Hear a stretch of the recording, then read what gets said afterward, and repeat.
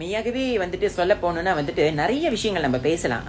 இந்த மாடலிங் இண்டஸ்ட்ரியில வந்துட்டு ஒரு நபர் சஸ்டெயின் பண்ணி அவங்க இண்டஸ்ட்ரியில நிறைய விஷயங்கள் செய்வதற்கு இந்த காரியத்தை குறித்து நம்ம நிறைய காரியங்கள் பேசலாம்.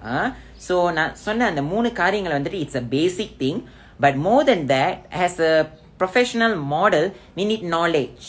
கல்வி அறிவு ரொம்பவே தேவைங்க.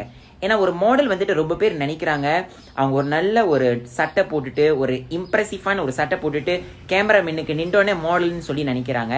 But it's actually beyond that. More then that, you need knowledge, we need education, we need knowledge. Okay, knowledge வேற, education வேற.